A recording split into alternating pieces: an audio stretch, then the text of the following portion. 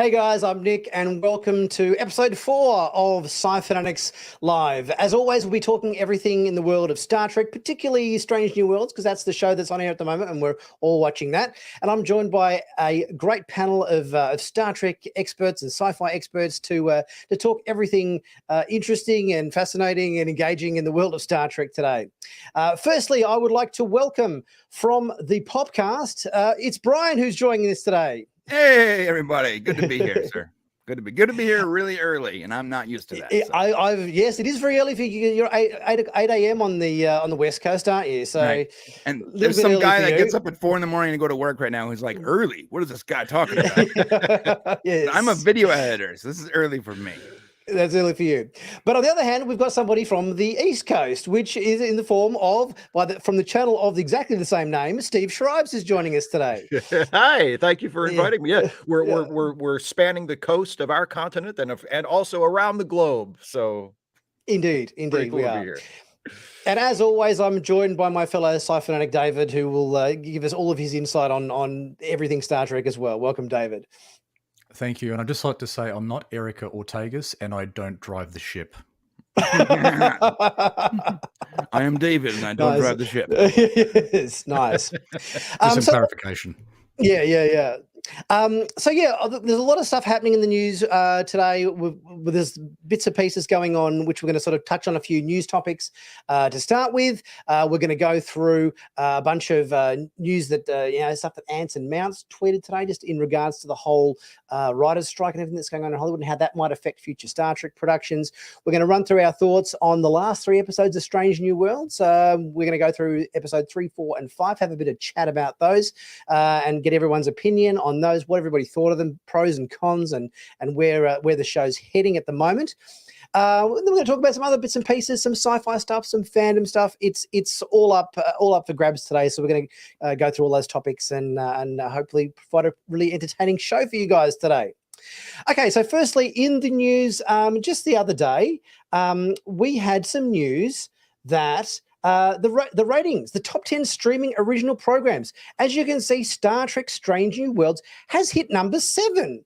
This is amazing. I was really surprised to see this. Not that I didn't expect people would be loving Strange New Worlds, but if you guys remember during Picard season 3 when they released similar streaming data, I think Picard season 3 was hitting, I think it hit maybe 9th or 10th or something in the streaming chart, which I completely get, because obviously it drew in so many people who are massive fans of Next Generation, and you think, oh yeah, I can totally see how it's hitting those sorts of numbers. But I honestly wouldn't have thought that if Strange New Worlds was going to hit the top 10 in the streaming shows, that it would have actually surpassed what Picard managed to do. What do you guys think about that? Who wants to start? Maybe Steve, you start. Well, I thought it was great. When I saw the news on Twitter the other day, I retweeted it with kind of a sort of thing, because I was, look, as a longtime Star Trek fan and as someone who wants to see Star Trek continue to succeed. I was pleased to see that Picard had cracked the top 10, but I was even happier in my own, petty, nerdy way. I was happier to see Strange New Worlds, because I think Strange New Worlds is a way better show than Picard was, and to see it get number 7 when Picard got number 9. There's a part of me that's like the cynical, petty kind of, see, my show got higher than the Picard, but it's all good news. Like it's all good news. It's reassuring to see that the new shows are popular and that people are liking them, and or at the very least people are watching them and presumably mostly liking them, and it's really cool. And it's very reassuring that, not that there's not a ton of nostalgic stuff in Strange New Worlds, but it has legacy characters, but not legacy actors. It doesn't lean nearly as hard on, look, it's the thing you remember from 30 years ago angle that Picard did. So it feels a lot fresher and a lot more like, oh, this really is, even though it's a prequel, it feels more like, oh no, this is new Star Trek. And so to see it succeed, it makes me feel good about the future of the franchise and the direction that it's going. I thought it was great. It was really exciting. Absolutely. Brian and David, what's your take on this? You go first, David. My take's gonna be a little more scathing. Now, I think it's good in the sense that it seems like the fans are coming back again, and they're getting, I guess, the content tends to be hitting the mark more, which is really good. So the fans, they're watching it. The ratings are up. There's activity. Whereas I think maybe go back a few years ago, and I won't go into scathing territory, but it probably wasn't such a pretty picture. So I think it's definitely encouraging, and I think the content is hitting the mark more with the fans, and they're loving it, and that's what we're seeing. It's good. Brian, time for some scathing comments. Yeah, I guess scathing might be a tad bit hyperbolic. Okay. Look, I'm glad when any Star Trek is recognized for anything. Like we were talking on our show the other day how Picard got a couple Emmy nominations for like makeup, and we're like, you know what? It's better than nothing. True. So I like it when anything cracks that list. My only problem with Strange New Worlds, and then it's not a problem with it hitting the list. I'm glad it did, but I'm wondering how in the world, what the competition was, because looking at like Google Trends and the view numbers we can see, well, Picard seasons 3, regardless of what anyone thought of the series, I loved the season. It was just more popular. It had more viewers. From what the numbers we can see, Strange New Worlds so far hasn't gotten the same viewers, hasn't had the same popularity. So I'm wondering what the competition is, and that makes me go, well, if this hit 7 and Picard hit 9, what was the metrics? Because we know from what we can see, Picard was much more popular, and from my own channel, just view wise, I got millions of views on Picard content. Yeah. And I can barely crack, 100K. Okay. So it's what was its competition at the time where the numbers were taken? Right. If the competition was stiffer when season 3 of Picard was being released, it may have, cracked number 9, whereas Strange New Worlds, maybe because Strange New Worlds is being released in the summer when there's less, new content being released, right? Maybe that made a difference.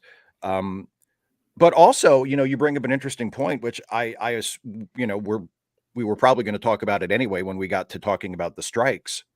One of the sticking points in the strikes has been that streaming platforms and studios aren't very forthcoming with actual numbers of how many people are watching these shows, and it would be nice if we or somebody could have like objective data as like how many people are watching Star Trek Picard or Strange New Worlds or any other streaming show. And hopefully when the strikes are settled, we'll be in a better position to know those things, because one of the things that both unions are asking for is a revised streaming residual, which would be based on how often a particular show is being streamed, to determine what the actors and writers and whoever else is owed a residual is owed. And so they would have to share that information. And that's it would why just they're be fighting nice so to know. hard. Absolutely. Because they don't want to. They don't want to share the information. That the most important thing is not the money they're paying to the writers. It's having to share with the public the information that they used to have to share when it was network television. Yes, it definitely feels like they're hiding behind their books and going, "Oh, let's not let anyone see these numbers because we'll have to pay everybody more money." And do you know what I mean? like whereas I feel with the older system, with the network stuff, it was far more transparent in terms of that metric and that information. But I think now the whole streaming thing it's all a bit more of a mystery, and I think the network bosses are just kind of hiding behind the technical limitations perhaps that weren't present back when it was all network ratings based, if you know what I mean. Do you think that could change, and what would potentially change that? Sorry to sort of cut in there. Well, I think go ahead. No, you go, Steve. Well, I was just gonna, I think that would have to be part of the next contract. That would have to be part of no, you guys need to start sharing this information. You can't, it doesn't serve anyone but you to keep this a secret, because the thing is, if they're not telling everybody how popular things really are, then they can choose to cancel shows or remove shows from the platform. And if somebody says, wait a minute, why are you taking that down? They could say, oh, well, it wasn't profitable. Nobody was watching it. And you have nothing to go on but their word that that's true. Right. And no one knows how many people signed up because of that show, how many people are watching it. We know creators that worked for Hulu and Paramount and now even Max. And we've talked to them personally, and it drives them nuts how their agent goes in there for a contract negotiation for season 2 or season 3. We talked to Seth MacFarlane about this, which is why he pulled away from doing Orville initially. Well, he goes in there for a contract negotiation, and the only numbers he has is what they provided him, and it's so limited that his agent can't actually go, well, did more people watch? Did less? Like the numbers they have are like those little graphs that have a little dot that sort of shows if it was better or worse than the previous season. And you're like, well, how many numbers? How many people watched? How many people signed up? They have those numbers, but they refuse to share them because it limits their position when it comes to negotiations. And I gotta say, this strike is going to go on for a long time. That Deadline article from a couple days ago literally said that they're going to wait out the writers. And they're going to wait for their houses and their mortgages and their apartments. Exactly. To be gone. And now the actors are on board as well. I don't see this going away anytime soon. They've got it on a stranglehold. I'll just jump in there quickly. I'll just give a shout out to Chuck, one of my long-term channel members. Is left a $2 super thanks. Thank you so much, Chuck, for your support of the channel. Cheers, guys. Morning, and glad you appreciate the panel today. Go on, Steve.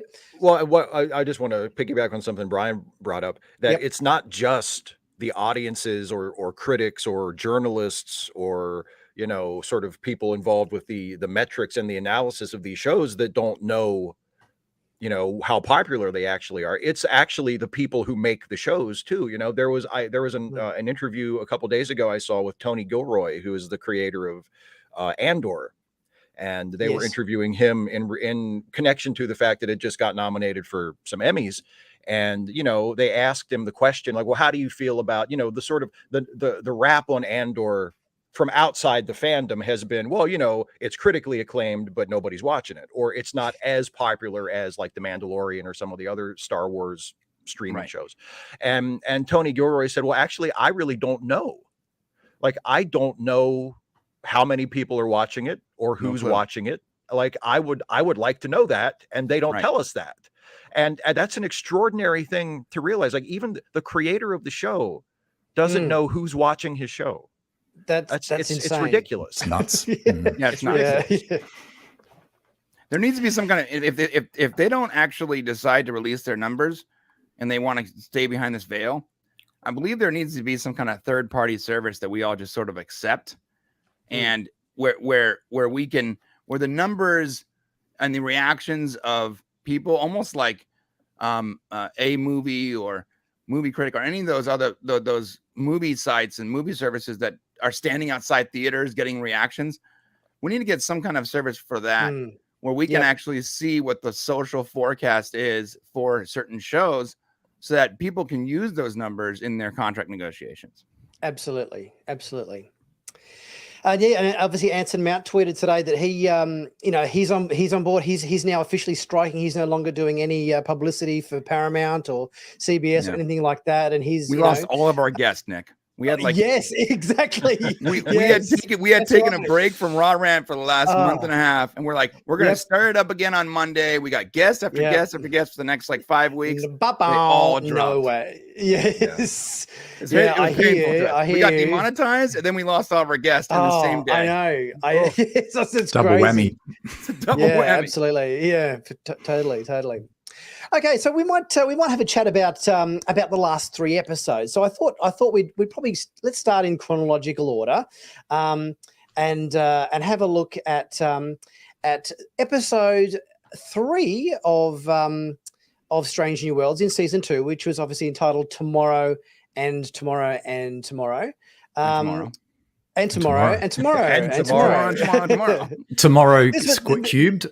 This was our time travel episode. Our Kirk and Laan on their little exploits in the 21st century, getting about and bumping into Khan and a few other people while they were there.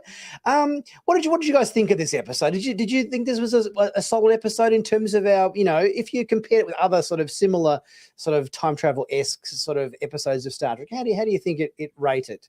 David, do you want to start? That changed everything, man. It was it showed that we're officially in an altered timeline, and it allowed me to enjoy Strange New Worlds more. So I'll take it. Well, I guess it's sort of. I sort of enjoy those ones where, you do have a time travel or an alternative reality thing, sort of scenario, because it does sort of show a different dynamic or a what could have been situation. And you can also get to explore characters in a different way. I think I like the dynamic between Laan and Kirk. And I think Kirk this time was played a little bit differently to perhaps the way we saw him in the Mercy episode, the last episode of season 1. Quality of Mercy. That's the one where I think there was a little bit of a different Kirk we were seeing there. I think this was a little bit more of the traditional Kirk, and definitely more of a humanistic tale with Laan as well, which I kind of liked. I did like that. We've yet to see an actual non-alternate reality version of Kirk when you think about it, because as you said, the Quality of Mercy one, different timeline. This episode, different timeline. So it won't actually be until episode, I'm not sure which episode. I know there's an episode coming up. Is it the next episode? Yeah, he's in it. Yeah. Right, okay. So episode 6, where we actually get to see Lieutenant Kirk from this timeline. That'll be our first Kirk appearance. So I'm really looking forward to seeing what Paul Wesley does differently, because the last 2 appearances where we've seen him, it's been a little bit of a different Kirk, not quite the official Kirk. So I'm really interested to see what little recipe, ingredients he's going to throw in there that are going to go, oh yeah, I recognize this Kirk a bit better. Not putting I don't want to put any water on that fire. It's completely fine. I did see the screener, and I think I prefer the third episode version of Kirk so far. Out of all the versions of Kirk that we've seen, he was really the most Kirk-like in that episode. The most, I guess, canonically Kirk.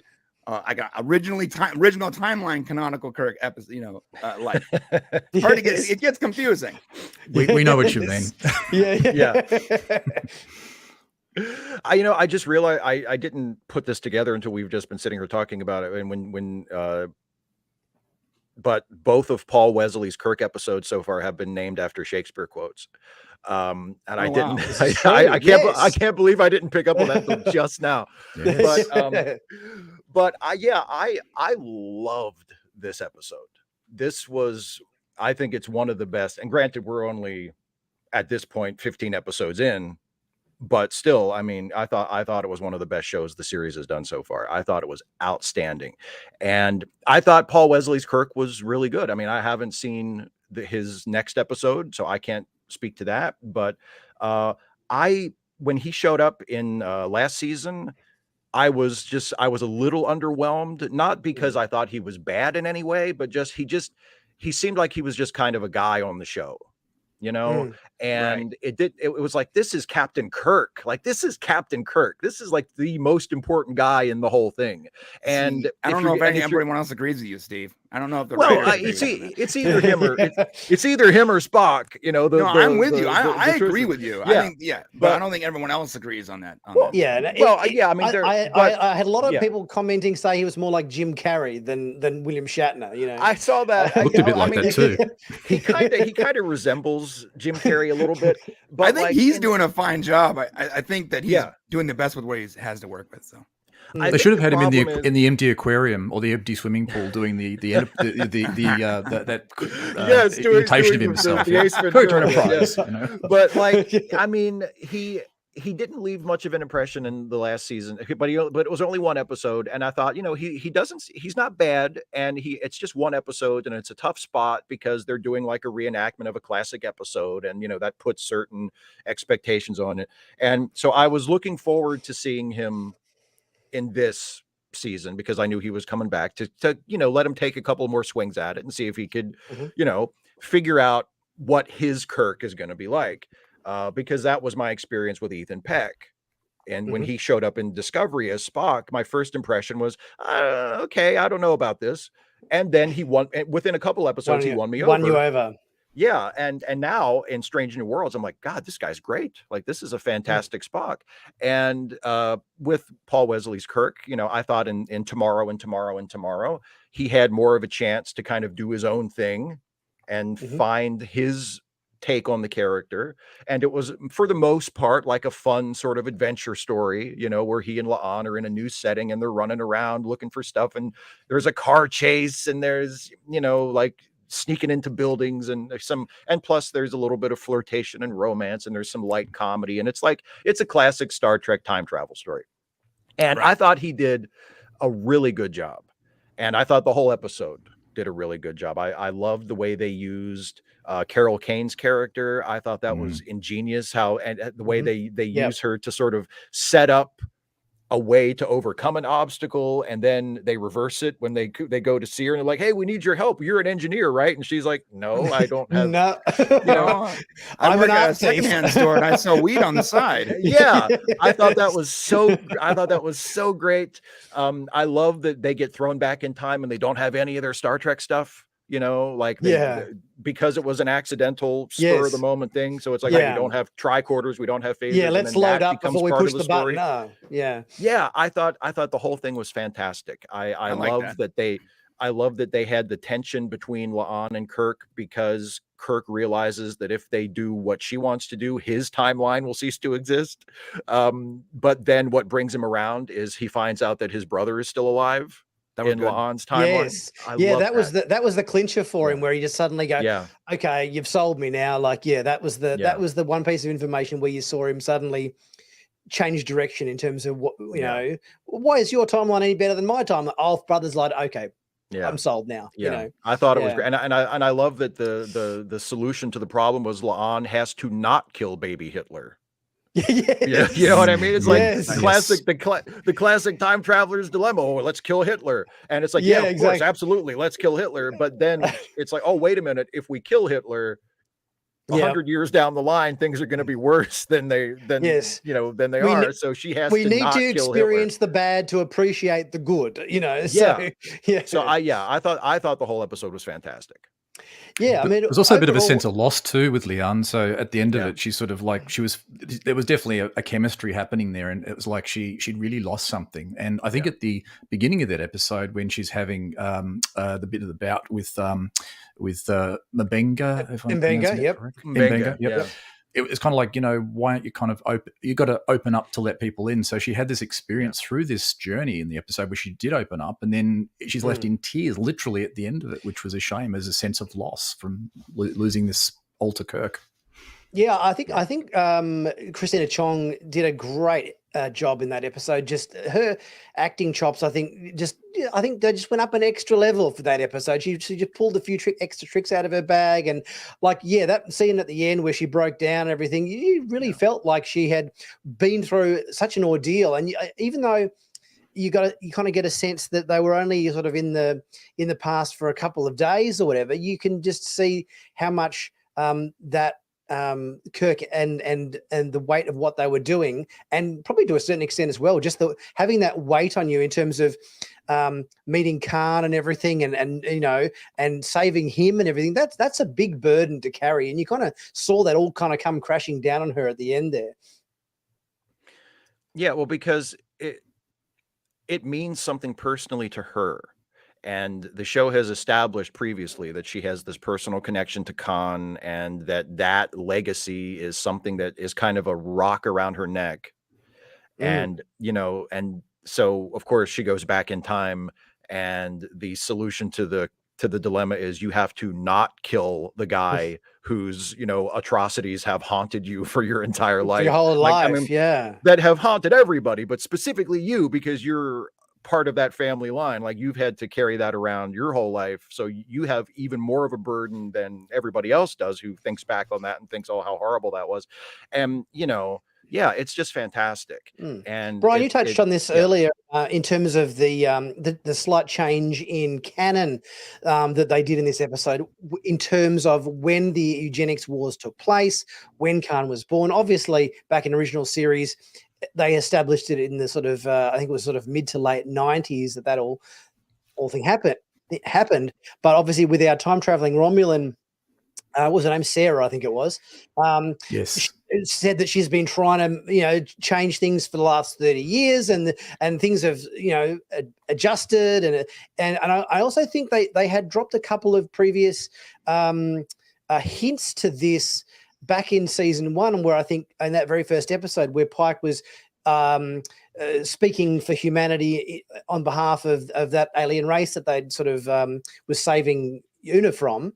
That he said that the whole eugenics thing happened in the mid 21st century. So it looks like they've really gone to, a big effort to kind of like, okay, we need to kind of make some little tweaks and adjustments to the canon timeline here to make the eugenics wars and everything fit into the whole Star Trek timeline, because obviously that was always a bit of a sticking point, because we've obviously surpassed that in our own history. What do you guys think of that change they made to the canon? I think it was a pretty massive change, actually. I know the producer came out and said, this isn't a new timeline. We're just making adjustments. And I'm like, look, that's like the definition of a new timeline. And I'm not criticizing the new timeline, but I'm criticizing the idea that you can make changes to 70 years of television and then try to say, well, officially Paramount says this is not a new timeline. We're just making adjustments. Well, making adjustments is the definition of an altered timeline. That's what alterations are. So regardless of what the studio or Akiva Goldsman says, bottom line is, canonically, in story, the timeline has changed. And it's changed pretty dramatically. The only changes we see right now, according to Strange New Worlds, is that Khan was born, he was born later. He's 8 or 9 years old in 2023 instead of 30 in 1995. He's much younger, which means and that's if Khan is this Hitler-esque character, right? He wasn't that character in TOS. From what we see in Space Seed, the historian was everyone had to sort of brush up on him. He wasn't as well known as he is in the Strange New Worlds universe. In Strange New Worlds, he's very well known. Everyone knows who Khan is, and it's a sticking point for La'an, right? Yep. But except for Alternative Kirk. Except for Alternative Kirk. Who's that guy? They killed him. He was like, who's that guy? Right. So it's a pretty big thing, though, if you take your main character, that one of your characters that is so well known, like say Hitler, and you push the timetable up that far, that's a drastic ripple. That's not like a small ripple. That's a pretty big ripple in the timeline. And that's the only change we know of right now. But the Romulans said, and I quote, they've been doing this for 30 years. So they've been back in the 20th century for 30 years, making changes to human progress. That's going to be a pretty big ripple, which will probably account for Star Trek Enterprise, Star Trek Discovery, and Strange New Worlds. And there's why there's so many canonical differences in the 2000s plus version of Trek, because the Romulans changed things. All right. And speaking of those ripples, because the Third World War is meant to take place around the sort of 2050s, and then the whole First Contact situation with the Vulcans is meant to be what, 2060, 64 or something. 2063? 2063, yeah. So it's like, okay, so if we've got World War III in the 2050s, 2063 for the first contact with the Vulcans, how old is, do you know what I mean? How old's Khan? So but wasn't World War III sort of the genesis of World War III, what sort of got it going was the eugenic wars, which now so it rolls straight into it. Okay, so basically what they're probably saying is the eugenics wars in the 2040s rolling into the Third World War in the 50s. Sorry. So that means this is why I think that kind of works. This is why I think it's dangerous for the shows, the TV shows themselves and the movies and whatever, the actual content, to delve into these sorts of things. because I mean, first of all, like, I don't mind the change. I don't, if they've retconned or altered the eugenics wars to say, okay, now we've established they didn't happen in the 90s anymore. Now they're going to happen sometime later. That's fine. I honestly couldn't care less. Right. And I wouldn't have cared if they hadn't changed it either, because I don't care about stuff like that. If classic Trek says, oh, the eugenics wars were in the 90s and they shot Khan into space in 1996, and clearly that didn't happen in the real world, guess what? It's a TV show. I don't care. But when you start down that road of, okay, well, we need to, start revising our fictional history to be closer to real history, okay, so maybe in another few decades they decide, well, actually it would be better if first contact didn't happen in 2063. It happened in 2163. We'll just push it that far down the road so we don't have to worry about it. Yeah, I don't think you could do that. Would be too extreme a change. Yeah, I don't think that, but they could though. They could, because they they're could. the IP owners, right? And the thing is, you get into, you start flirting with like a DC Comics situation, right? Where every few years it seems like they a new just 52 can't happens, right? Yeah. Well, and then what something else, previous and then something else. DC? Yeah, like they can't stop tinkering with, fiddling with the details. And at some point, as a fan, I just want to say, look, stop. Who cares? Stop worrying about that. Just tell stories. And that's my attitude towards Star Trek and pretty much everything else. I mean, the canon and the lore is fun to talk about in contexts like this with fellow fans and fellow nerds, and sort of argue about, well, gee, when did the eugenics wars take place? Like, that's all great. But within the context of the show, I don't need to hear about any of that, because I don't care.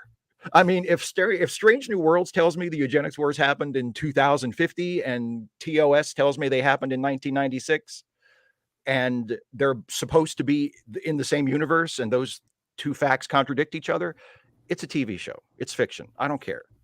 I hear you on that, bro. I hear you on that, but I'm sorry, but I really I study Star Trek. Like, I love Star Trek, so I believe that there's a, you cannot care about a change, but like, you have to point out that it's lazy to completely ignore the previous part of your story when you're writing the next chapter. I mean, imagine if Stephen King was writing chapter 7 of his latest book, and he just completely decided to ignore the previous 7 chapters. Well, I think details. It's lazy writing. I think that analogy is a little off. It's more like if Stephen King was writing a new novel in a series of novels that he's been writing. I guess that's a better analogy. You're right. But even that, he wouldn't do that, right? Because I do think I do appreciate it when a particular show is consistent within itself. Like, if Strange New Worlds tells us something about Captain Pike in this season, and then they get to like season 5 and they tell us something else that completely contradicts that I feel is closer to what you're talking about, where it's like, well, it's their show. They should pay attention to their show and remember what, has been established in their show. But if it's a show that, is being produced in 2023, and there's something from a show that was produced in 1966 that they need to ignore or change or recontextualize or whatever to make the story they're telling today work, I think that's completely fine.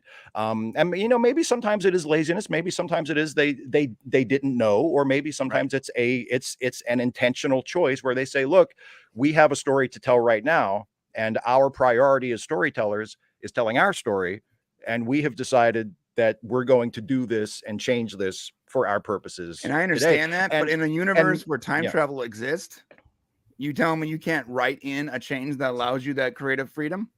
Well, you could, but I guess my point is, as a viewer and as a critic, as long as the show I'm watching right now is engaging to me and compelling, and I care about what happens, and I care about the characters and the decisions they're making and the choices they're making, I don't care about the rest of that. Like, I think sometimes the best way of solving problems like that is the way they did it in the DS9 episode Trials and Tribulations. Yes, I love that episode. Where Worf, when they saw the Klingons on the space station, and everyone just looks at Worf and said, What's with that? What's the deal? What's with those guys? Like, hey, they're Klingons, and Worf is just grinding his teeth and looking embarrassed. And it's like, Great. we don't talk about We them. don't talk about that. We don't talk. Don't ask me about Awesome. them. Don't talk about them. It's the perfect way to handle it. That's a really good way to handle it, It's because the then perfect you're way to not handle it. Don't mention the K word. And I don't know a single fan that disagrees with you. I don't know a single fan that goes, that was lazy. No, everyone's like, that's completely fine. I'll take it. Yeah. And I love the way Enterprise dealt with that. Actually, like the augment virus that changed them for a period. That was the best, the best that Enterprise gave us. The most that actually contributed to the fandom was fixing this thing that had stuck in Trekkie's craws for so long. That's probably that's probably the harshest disagreement we will ever have, Brian. if I could lift those episodes, there's been so much Star Trek for the last almost 60 years. Right. I have loved some of it. I've not been crazy about some of it. The only bit of it that I wish wasn't there is that here's why the Klingons' foreheads look different bit. I'm just like, but why? They told a story that also fixed them. Why do you take 2 episodes out of your last season to be like, here's why the foreheads look different? I do not understand. Okay, so that's a fair criticism. Behind but there's a fair criticism. It should have been more natural. Yeah, I get that. It was the definition of fan service, but we also got Brett Spiner, and we got more lore. Oh no, the augment stuff was fine, like the augments, but it's like, you know, and they connected the Klingon forehead thing to the augment thing. They said, oh, we tried to make our own augments, and and somebody had the flu, and poof, no more foreheads. But that totally makes sense, you know. It's just, it feels like the kind of thing. I didn't mind it. But they make an effort to acknowledge it. I think that's an important thing, rather than just sort of not ignoring it or just leaving massive inconsistencies. Bingo. And I think, you know, the fans are, you know, there are a bunch of people that will be fairly scrutinous about these things. I know it's just a show, but we also care about that just a show quite a lot. That's what we exactly. And we we have a standard for that. I tend to take the Ira Stephen Bear position, which is, who cares what the fans want? The fans don't know what they want until they see it. Give them a good show. That's such an infuriating statement. I'm sorry. That's running a give us a good show, Steve. then it's a little easier to swallow. But it's not the best form of fan service. The best form of fan service is a good story. The best form of fan service. That's always the best starting point. When they deliver a good story, when they deliver a proper good story, and you know, and it completely is the opposite of whatever happened before, then I'll buy that. But most of the time, 90% of the time, when someone says that, the story also sort of just sucks. And the characters suck, and they're not likable, and it's just sort of garbage. I mean, a lot of that depends on personal taste. I mean, I can think of examples of exactly what you just described, and I can also think of examples of not just from Star Trek, from all kinds of, from comic books, from, you know, where either something is changed, like it's an acknowledged change within the story because of, you know, time travel or whatever, or it's just a retcon and things are just different now and nobody in the story seems to notice and only we as the audience notice. Either way, like, as long as the story is good, I don't care. And, you know, like there were people when Deep Space Nine started that, you know, thought that it wasn't real Star Trek because, you know, it had a more cynical view of the Federation, you know, and they were like, well, what happened to the Federation? The Federation's supposed to be a utopia, and now Deep Space Nine is telling us that, you know, they're this and that. And it's like, yeah, maybe that is a slight contradiction, or maybe that is Deep Space Nine's way of saying, actually, you know, there's a deeper level that the other shows just didn't touch on. Or, I mean, there's ways they're on the you can outer skirts. It makes sense. The biggest criticism I saw when I was in high school was, I thought it was Space Trek, not space stay in one place. They don't even go anywhere. They're not even moving. It's emotion. But Anyway. Let's move on to episode 4, which was Among the Lotus Eaters. I think we probably covered everything on episode 3, so let's shift tack to Ep.4. To me, this episode kind of felt quite entrenched in the style of original series. You know, I think it had a lot of ingredients in the recipe that sort of, this is like kind of feels like an old school Star Trek episode. What did you guys think of this one? That was exactly my take on it. Yeah, it was Star Exactly. Trek. I like this. This could have been an original series episode, like with very few alterations. I mean, it's classic. It's a classic Star Trek premise. It's, not only is it show up at a planet, away team gets in trouble. Like that's almost every episode of classic Star Trek. Yeah. And who gets But it's killed? But nobody. it's also, there's an old Starfleet guy who was left behind, who's gone a little bonkers, and now he's, like the member of there was a few episodes of original. How many? There was at least, I'm thinking 2 or even might have been 3 episodes of original series, which exactly fit that bill, where some person had like taken over a civilization and decided to kind of rule over it or something. I can remember at least two episodes that fit that bill. When Zach, the guy that Pike left behind unknowingly, the last time he was here, is like, oh yeah, I made myself the king. I was like, okay, this is classic Star Trek. This is an original series episode. Yeah, and that's just about every episode of Stargate too. Whenever they leave someone behind, it seems like every time you leave a crew member behind, they become God King of whatever planet they're on. Exactly. Yes. It was also a bit of an Ortega's episode too. Like, I guess she sort of initially thinks, oh, she's really excited with her new hat and everything, ready to go down on her away mission. And then at least the hat hit her haircut. Indeed. But it didn't go that way. But then she I guess she sort of came to the fore in I guess driving the ship, and really sort of reinforcing the fighting this whole forgetfulness element that they had, and really sort of understanding, I guess, what she's about and what she does and how she contributes. And I thought, it was really, really good to sort of see her come out in a different type of way, I guess, during that episode. Yeah, well, Melissa Navia didn't get an episode in season 1. I think everybody else got their own kind of episode in season 1, but I think she sort of got left out, if I remember correctly. So this was kind of, I think, a bit of a okay, let's give her the Wesley, I'm like the Wesley Crusher save the ship episode. I couldn't help think about. Was it Naked Now or whatever, where Wesley turned the repulsor beam into the repeller beam to save the ship from the asteroid, and Ortega's having to steer them away from the asteroid. So had little shades of that in. I felt that sort of Wesley, or in this case Ortega saves the ship routine. Yeah. First time I've actually seen the Enterprise blast its way through an asteroid like that, like literally doing a circular drill maneuver kind of thing with the. That was a big asteroid too. I would have gone around it personally. Yeah. Well, that's why you don't drive the ship. That was the criticism that it's clear. Yeah, someone on my stream had the same criticism. Like, is space like a cave, or can you go up and around things? Why do they always have to blast through the rocks? And I get it's more cinematic, but space is a big place. You don't have to blast it's pretty. Well, that's pretty cool. I mean, that's the thing. You always have to. I saw someone who I'm friends with who on Twitter who always takes kind of the opposite take on Strange New Worlds. He thinks it's mostly terrible and I think it's mostly great. And he was like contrarian. Yeah.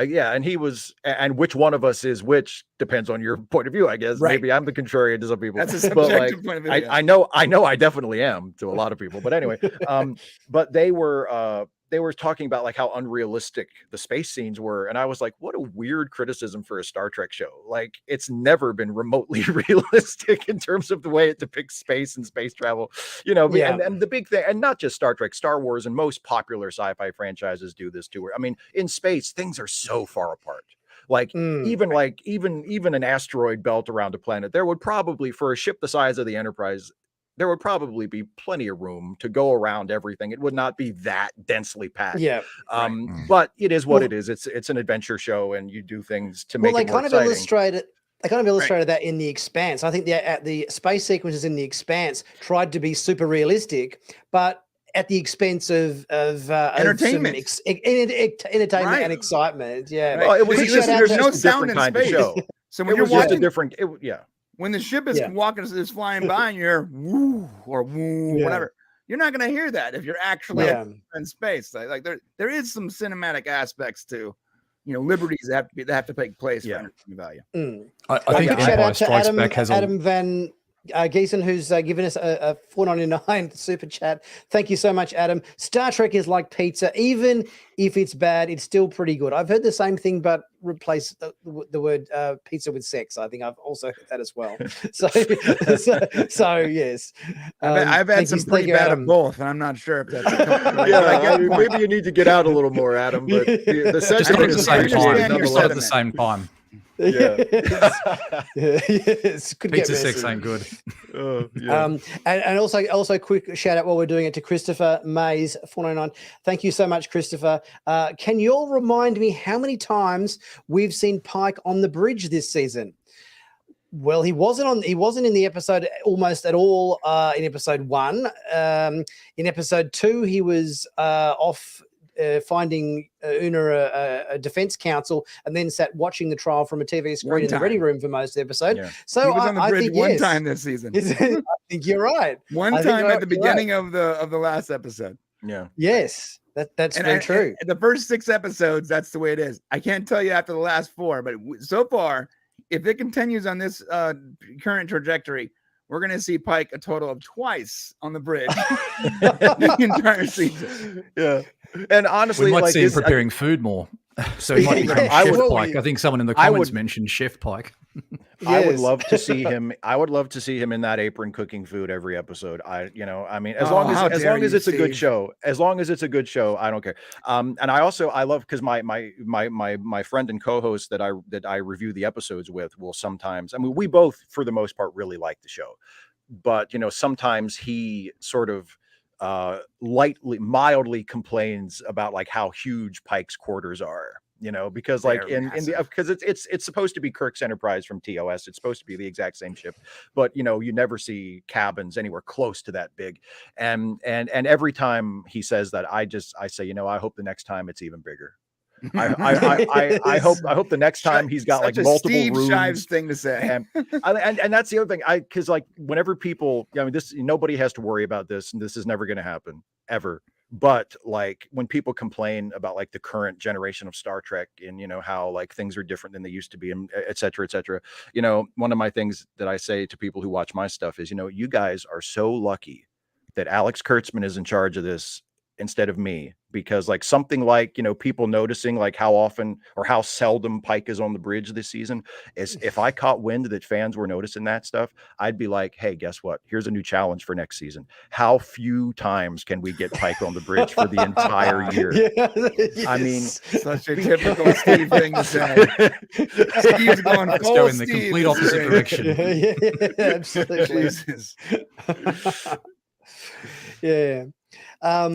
So yeah, I was just going to say, it was also good to see Captain Patel and Pike rekindle back. It sort of acknowledged the courtroom warfare that occurred and the upset that happened, and furthermore how that's cost Patel as well, or Patel I should say, in that what was it, that Romulan? Sorry, I meant Vulcan. Patel, who was basically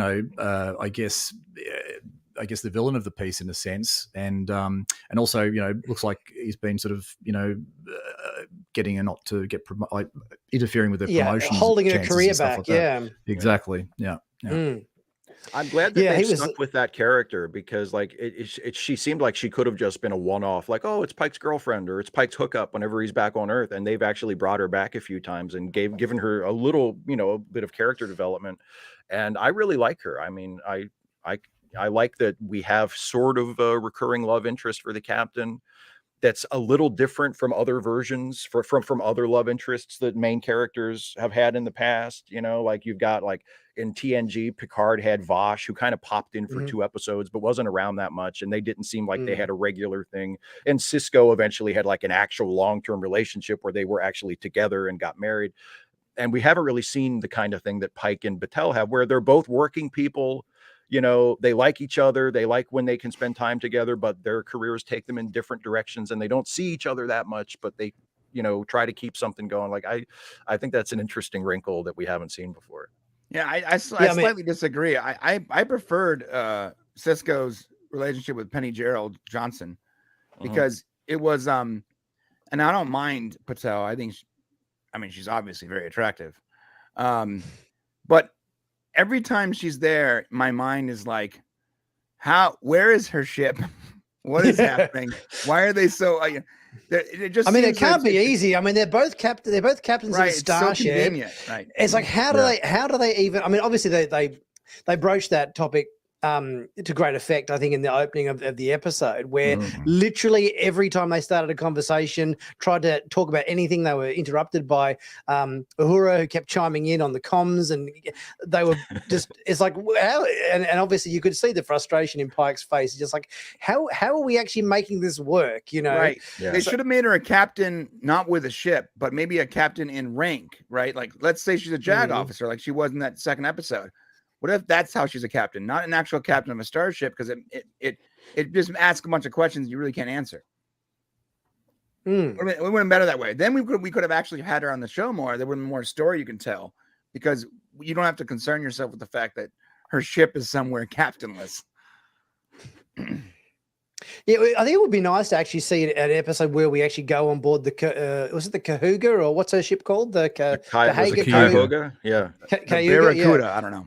The Barracuda. That would be what an awesome name. The USS Barracuda. The Barracuda.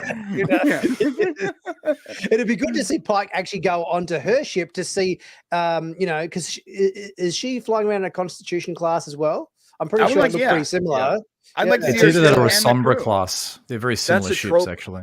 That's a trope they haven't done yet. Going to another ship and just reuse the same sets and have it be identical to the Enterprise. That's right. They haven't done that one yet. Your ship or mine. There's a spinoff right there. You can do a spin. I mean, if Strange New Worlds continues to be successful according to the numbers, then perhaps you can get another spinoff. Maybe we can see Patel. And I would rather a Star Trek with characters we've never seen before, because it would really shut down that part of my brain that is constantly looking at Spock and being like, what the, the glitch. I got this like weird like malfunction going on every time I see these characters that I grew up watching. It'd be nice to have Star Trek where I don't have to worry about that. I can just enjoy brand new characters. One of my favorite characters so far this entire series is La'an and Ortega. And I figured it out yesterday. It's because I don't know the characters. I don't know them. And I was so disappointed that Hammer died last season. I was extremely disappointed. I made entire videos about it that no one watched because no one else was disappointed. But Brian, there's a therapy class for that. I know. They killed off my favorite character. What do I love engineers. I love the ANR. I love the idea of them acknowledging something from Enterprise and bringing it into the show. It was so clever. It was the most clever thing you could have done. And then they just promptly killed him. They killed him in the worst way. They killed the guy who grew up in sub-freezing temperatures. On a sub-freezing planet. It's so stupid. You know what'd be really cool is if Pelia got into trouble in engineering and had to call up a hollow version of Hammer. I'll take it. Yeah. I'll take anything you can give me, Hammer. I made this never video before revealed AI stored in the computer. Something. I made a whole like Alfred and Batman and Robin on the computer. Like, hello, it's me, Hammer. Hello. I put myself in the computer. Never. He has the same attitude, right? He has the same like sarcastic. Yeah, I made a whole video. Like usually my videos get like a decent amount of views on my main channel, and I made a video about Hammer. It was like meet Hammer, and everyone's like, no one cares, bro. they didn't watch. I like Hammer a lot too. I like we've lost David. Too. Yeah. But yeah, I mean, Hammer was one of those characters. I mean, because he had that sort of that gruff exterior, but yet sort of, somewhat, lovable, as well as being kind of a bit of a gruff perfectionist, sort of know-it-all as well. His demise kind of felt to me like this is sort of the direction the show should be going. Halfway or end of season 2, like if it was it episode 8, was it 7 or 8 or something of season 1 where he died, or was it next to last episode? I think so. 8. So I think it was episode 8. No, it was episode 9. Where they or was it 8? It was one of the last ones. The despicable alien like Gorn. It was close to the end, but yeah, like it felt to me like that should have happened towards the end of season 2. It was sort of like we're just getting to know this guy, like, give us a chance to, and there was even a few episodes in season 1 where he didn't even appear in them. Like, I think he was absent for a couple of episodes, and then he was in that episode that was like a fairy tale, the fairy tale episode. And then he came back and it's like, okay, you just expect, oh, well, he's been absent for a while. He's back in now. Let's get, oh, no, he's dead. Oh, shit. Like, Yeah. I will say, at least, They should, At least if they they didn't want to do- use him, maybe just stop using him. I don't know why they had to kill him off. I don't mind, every character not appearing in every episode, because I recognize like they're doing 10 episode seasons and you don't want to feel like they're just putting people on screen just to put them on. You want them to feel like they're playing an actual meaningful part in the story.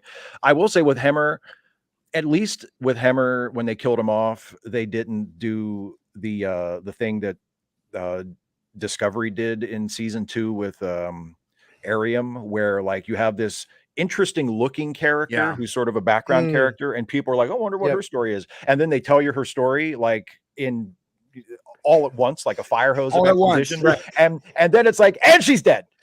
Right. And it's like, oh God, why did you do that? Like the TikTok version of her story, and then they killed it real quick. It's like, we know nothing about this person. Here's everything about this person. Now another great example, because that character was so interesting. That was one of the few characters for me, and I didn't like Discovery at all, but that was one of the few characters for me that was very interesting that I wanted to know more about. And I'm like, oh, we're gonna get no more. Oh, and now she's dead. Great, awesome. Yeah. Well, and it was because I have mostly liked Discovery, but one of the things that Discovery has still, after 4 seasons, has still not been great at is it's never been super good at developing its supporting cast beyond like the 2 or 3 major characters. You know what I mean? Like they've done a good job. 100% agree. Yeah, they've done a good job with Saru. They've done a good job with Tilly, Stamets, Tilly, and too much Stamets Tilly, and too much Colbert. Stamets. But like, oh, I love Tilly. Tilly's one of my favorite characters. But like the Helms people, Awoshikun and Detmer, right? It's like, they gave Detmer a little Bryce, bit. It's like the Bryce, didn't Reese. even know their my names. God,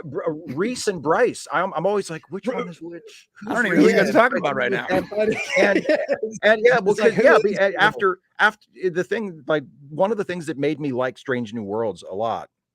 And again, for the most part, it's definitely had its ups and downs, and there have been a lot of bumps along the way. But for the most part, I have liked Discovery. But one of the things that made me like sort of click in on Strange New Worlds is like, oh, they've got this one, like they figured this one out.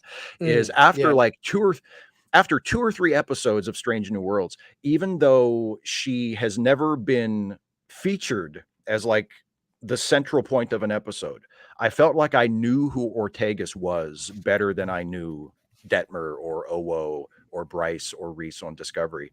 I felt like even it's like, oh, they know how to write characters. So even though they don't just throw exposition at us, and even though I know almost nothing about Ortegas in terms of like her history, her backstory, where she's from, they haven't given us any of that.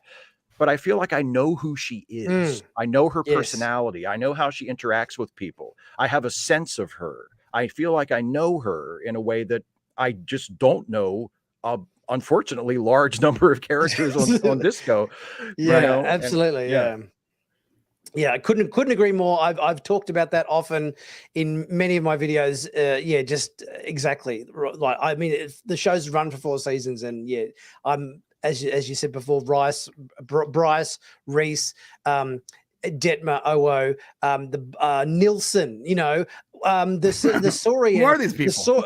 The Saurian guy, Linus. I mean, all these characters who sneezed once, and it was like, okay, that was neat. What else? And then it's like he just disappears. Yes, that's nothing right. like a bit of Star Trek. That was for the trailer. He sneezed for the trailer. He sneezed for the trailer, and then that was it. He needed a trailer moment, and then they just never talked about him again. Exactly. Christopher May says, thanks, Chris, for the super chat. Hemmer isn't dead. He's sitting on a beach drinking pina coladas with Shaw.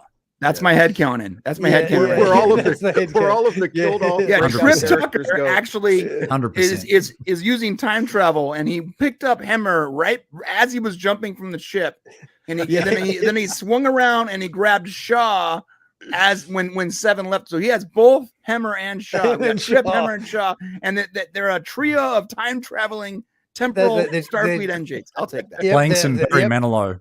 Yep, on the beach, on Risa somewhere. Right, on Risa. The base of operations is Risa. That's what. That's sure. Right. I want to see that. I want to see that show. I want to see those 3 in a show. That's what I want to see. Yes. Now, last week's episode, we had our episode where old Spock lost his Vulcanness. We got to see what Spock was like once you remove the Vulcan DNA from him, thanks to a bunch of aliens that weren't that dissimilar to sort of people who work in a call center, or maybe even they were Siri aliens of or color, Nick. Alexa. They were aliens of color. That's right, Blue and yellow. Blue and yellow. Mm. But yes, they were very much. I couldn't help but think about, you know, I was actually asked. We're watching something tonight, and I asked Google a question, a very simple question, and Google wouldn't give me a straight answer. And I've had the same thing happen with Siri and Alexa and everything, whatever, you know, no matter what it is, that none of them gonna get your request properly. And it sort of just reminded me, the aliens reminded me a bit of that in this episode, which was kind of fun. But yeah, what did you guys think of this episode? Did you guys enjoy this episode 3? No, it was episode 5, Charades. Yeah, it was fun. It was a very fun episode of Star Trek. I did enjoy it. I know there's a lot of people out there that didn't like it. I thought it was funny when he was about to kill Kirk. Oh for yes, leaving yes. Yes. As someone with OCD, I totally understand that. What did he say? Kirk, I will. What did he say? I will break you or something. I will break you, Kirk. Yes. Yeah, I liked the episode. I thought it was funny. I thought it was very heartwarming with him and his mother. I thought Amanda was great. I always like seeing that character. I like this Star Trek aspect of the different race or whatever that they're going to see, the Kirkovians, which is a cool name for a race. Yeah. Yes. I have a couple criticisms. Yellow, the character that played Yellow should have been Yellow. I'm just saying. Yes, because it's not that important. The big bubbly cloud thing that came in. Blue was blue. Yellow. Good point. But I get that you're copying yellow. and pasting effects like assets. I understand that, but just like change the hue. Just like when you're in After Effects, just grab the hue. Just put a mask. Create a mask. Right. Spew the hue. I could do that in about 30 seconds. You know? It's not that important, but I'm looking at it. I'm like, why the hell isn't this character yellow? It's just. Also, and another slight criticism is I wish that the A story and the B story were reversed. I understand that the A story was the idea of Spock losing his Vulcan side. That's a cool thing. We haven't really, we've never, in the history of Spock, we've never actually really explored that. So that's a cool idea, but that should have been the B story. The A story should have been the Kirkovians, where they went, and, you know, as a sci-fi, as someone who is like so ingrained in sci-fi, I feel like you should have reversed those two stories, so we would have gotten more of the Kirkovians and let the comedy of Spock being human and that whole ritual had been the B story that we visited, but not the main story. That's my opinion. Yeah, I did feel like we were going to get more history about them. Like I kind of felt like it was setting them up a bit like what was that very advanced race? Cosmic Best Buy support service. Yes. That's what it was. Yes. Your call is important to us. Please go on hold. Remediation has been made. Center. Thank you for calling. I was getting post-traumatic stress disorder, man. I've had so many of those calls where I'm like, no, don't hang up. Every time. At least it wasn't, you know, they would. I can't say. I was going to say at least they wasn't from Mumbai, or, you know. Right. It would have been too on the nose to give him like an Indian accent. Been, yes. I believe that. That would have been. But someone would be like, "I'm sorry, is the call yeah. Indian really?" Yeah. Yes. I have a friend of mine who works in an Indian call center. He goes. He calls like 2,000 people a day, and he says about 1,200 of them just scream at me and hang up immediately. Oh, no. I'm probably one of them. That'd be a brutal job. He actually makes a decent amount of money for where he lives, and because he works for me as a coder like at night, and he makes a decent amount of money. But he goes, "Look, it's a tough job. If you have like any kind of like shame, if you have shame." Or if you're worried about what people think of you, you can't do this job. You just can't. Yeah. You have to have pretty thick skin, I would imagine. Right. Yeah. But I expected that we would get a bit more history about the Kirkovians.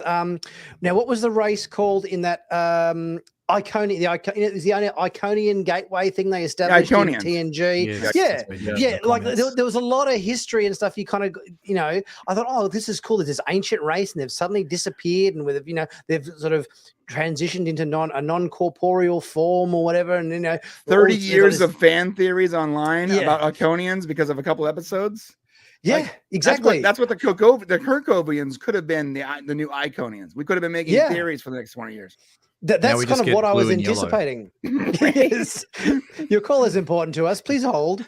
Right. But it could have been. That's why if you reverse those stories, it really could have been the fans talking about this new race for years. Like Iconians, we didn't get very much on the Iconians yet. We've been talking about them for literally since like 1987.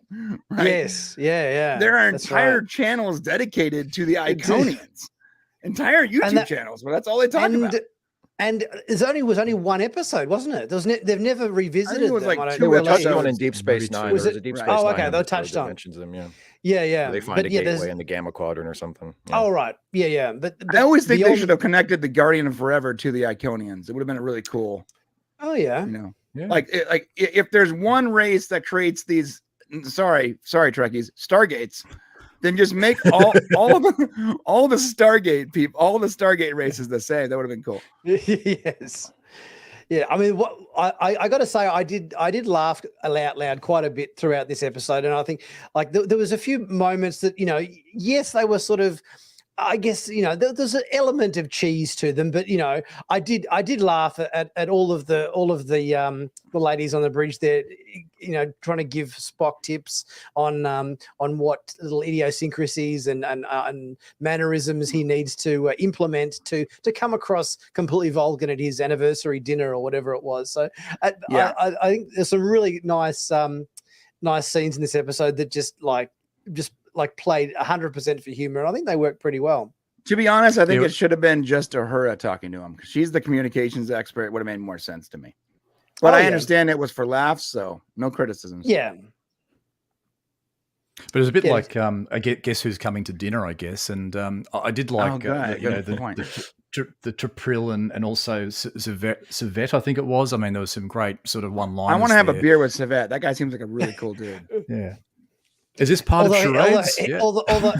Although he did seem quite under the thumb, didn't he? He'd make a comment, and then the second his wife sort of said anything vaguely different, it's like, oh yes, dear, you're right, dear. Yes, that's very someone true. who's been married for 20 years. It's pretty accurate, actually.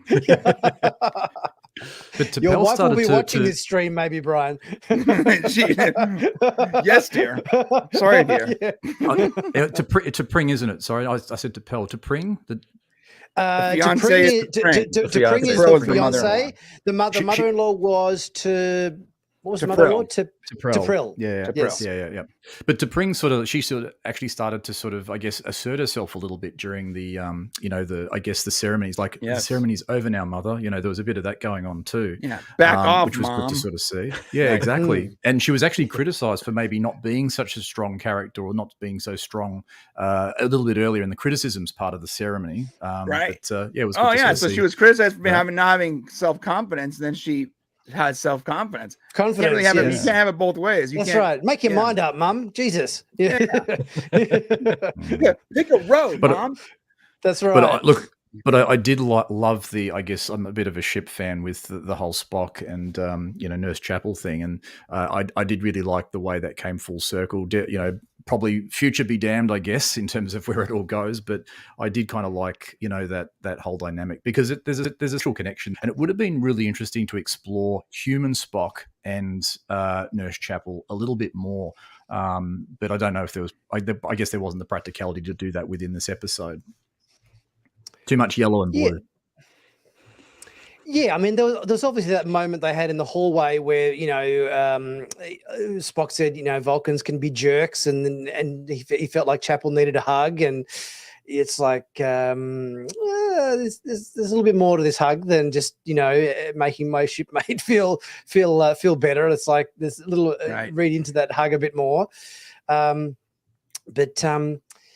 think there was a good amount of humor. I think I always like, I mean, the first few episodes, I think we tended to get, at least this episode did have the whole A story, B story thing going on, I think, which always, and this was the longest episode we've had this season so far. I think it ran just over 60 minutes in duration. So it's the longest episode we've had this season. So I was watching going, this feels like it's been going on, for quite a while. But I think it had enough interesting scenes and content in it to hold the interest for an hour. Yeah. Did you guys think that? Yeah. It was by far for me the most entertaining episode so far of the season. And the one episode my wife actually watched. She's not a Trek person. I've been dealing with that for 20 years, honey. But she did watch this one. I just want her to watch Star Trek. 20 years of me trying to get her to watch Star Trek and probably, put green paint on and some Vulcan ears. Oh, we're going down there, are we? Just saying. It wouldn't be hard. The old Orion slave girl. I do think for you, let's just one time dress up like an Orion slave girl. Just The one sex time. and the pizza. Yeah. No, maybe you could merge franchises and have the green Orion paint, but the metal bikini from Princess Leia from Star Wars Orion as well. Slave girl with the, Jabba's with the palace. slave Leia, and I can Slave be Leia. right there. Okay? No, but she actually enjoyed it. So from my perspective, I'm looking at for me the most entertaining episode of the season so far, and an episode my wife actually liked. So this episode is ranking for me highest so far this season, and I've seen the first 7 episodes, so that tells you something. Yeah, so and I love the praying. I'm sorry, she's just so goddamn beautiful. It's crazy. She is. I can't get away from it. She so plays a beautiful. Vulcan Although, mind you, I did that shot we had in that last episode with Uhura holding the boxing bag whilst Chapel was giving it a bit of a sparring. It was like, ooh, Uhura, like yeah, this is a new side of you. I don't believe for a minute she's ever hit that bag outside that single episode. Yes. Well, I think that's why they had to, isn't that why they had to introduce the super soldier serum in episode 1, because nobody would buy for a second that Nurse Chapel would be able to 200-pound Klingon guys. She's like 80 pounds dripping wet, and she's like throwing a Klingon the other way. Yeah, no, someone was like, "Oh, what about the super soldiers here?" I'm like, "What? How else would they possibly do that?" That is the most science fiction thing I've seen in a long time. I mean, there is the long-standing Star Trek trope of Klingons almost always lose fights. They always lose when they're in a fight with a main character. Like Klingons are, they're the most fearsome warriors in the galaxy. They always lose fights. Every single time. It was the other day I was complaining that La'an always loses fights. Like if you look back the entire first season and this season, she just never wins. She doesn't even win against the Doctor when they're sparring. But there's precedence for that because Worf never won a fight either. That was Worf's role in TNG, to lose the fight, to prove how dangerous the villain was. Yeah, right. That's he great. Didn't get to win any fights until he moved to Deep Space Nine, and then they they went overboard and were like, "Yeah, Worf's going to kill everybody. You just watch." He's had 7 years. He's had 7 years of being the guy who loses the fight to establish 7 years of losing. Now he's going to get his back. One day he's going to snap and just rip heads off. Right. That's why we saw that in Picard season 3, which was nice. When he kills Duras. Oh yes, that's right. Episode of TNG. Like I still to this day will watch that episode and go, "Good for Worf. Nice. Good job to kill somebody. Good for him." That guy's eyes were just way too big. Yes. It was like sunny side up. Yes. Poor old Robert O'Reilly. Oh, Gowron. Yeah. Okay, so now we've got through episodes 3, 4, and 5, the ones that have aired, but we have a sneak peek scene for next week's episode to have a bit of a look at and see what we've got coming up for episode 6, which is entitled "Lost in Translation," which seems like it's going to be a very Pelia-focused episode. Brian, I think you've seen it. Would you concur with that? Yeah. So yeah, I don't want to spoil anything. So. You don't want to spoil anything, but yeah, we'll have a bit of a look at the at the sneak peek scene and pause it at moments and chat about bits and pieces. Let's have a look. Finally! Okay, life support's been stabilized. Are you kidding me? We need to send a team to Deck 5 to get the EPS regulators back online. Yes, but that is going to have to wait. One of my teams found something in the fuel distribution system. Where do we think this is actually taking place? Are they meant to be inside of like a nacelle or something here? Would you say, because this is not engineering? It's so big, it drives me nuts. It's just way too big. That like from that perspective, the Enterprise in Strange New Worlds is like 5 times bigger than the Enterprise we've ever seen before. Yeah, it's so big. Obviously we've seen the engineering section, which is which I think is sized appropriately with the warp core and everything. Looks like an updated version of like the TOS Enterprise.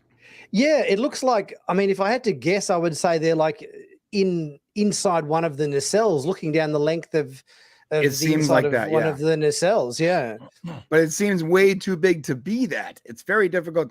That perspective, I understand it looks better cinematically, but like we said before, Steve, like there's got to be some kind of consistency. You can't make it 5 times bigger than what we remember. Like I said, I don't care about those kinds of things if it's inconsistency between like a show that was made 50 years ago. I mean, if this was like if they established that the Enterprise in this show was a certain interior scale, and then like in a subsequent season of this show they just completely changed it, that might be a problem. But again, and I realize I'm an outlier here, but like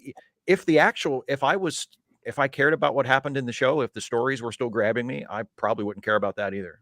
Like, well, that's why the episode 3 was so important to me, even though I didn't necessarily, it wasn't my favorite episode, but I think it was so important that it sort of established that what we were seeing was an alternate timeline. And I think it can put to bed a lot of the questions people have. And now all you have to do is really follow your own established canon, because you've changed it. So you've changed the timeline to the point where we can, at the very least, logically, canonically buy changes for the lifetime crazy fans. And now just stay within your own canon and we're probably good. That's why episode 3 was so important to me, because this is clearly 25 times larger than what we remember. I always thought, looking at this, if it is in fact them in a nacelle, looking down the nacelle, like there's control panels and there's like bulkheads and everything. I always assumed that the nacelle was like this enormous energy reactor thing that basically would be essentially like what the warp core is, but just that.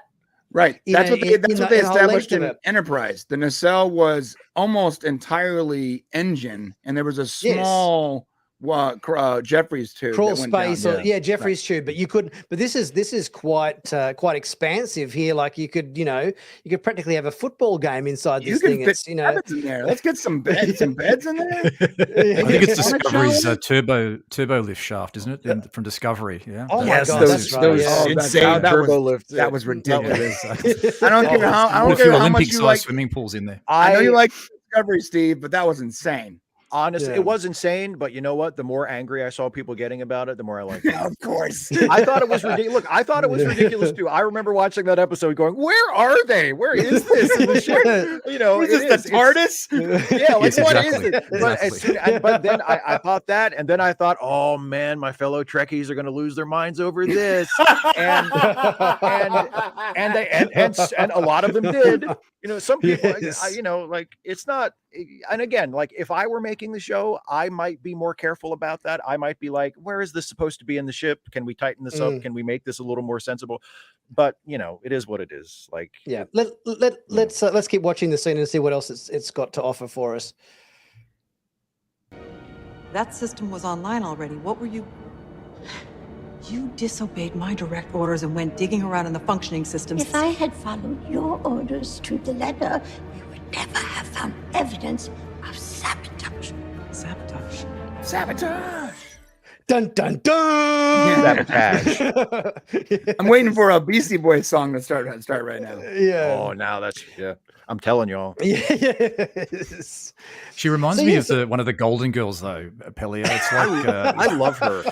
I love her it's- accent. I love her, just the whole way about her. I love Carol was- Kane. It's hard. Oh, for me Yeah, not she's to like awesome. her. She's Yeah. awesome. She's amazing. She's amazing. E- I was even disappointed though in the of the episodes we've gotten so far in this second season. The only one that I have kind of tipped toward not liking was episode 1, and one of the reasons was that they introduced Carol Kane's character and they set her up as like, oh, she's going to be an important part of the story, and then she vanishes for the entire episode until she has that scene with Spock at the end. And I was like, what happened to her? She looked cool. She looked interesting, and I'm. That's how they I treat all really like that engineers, though, character. Steve.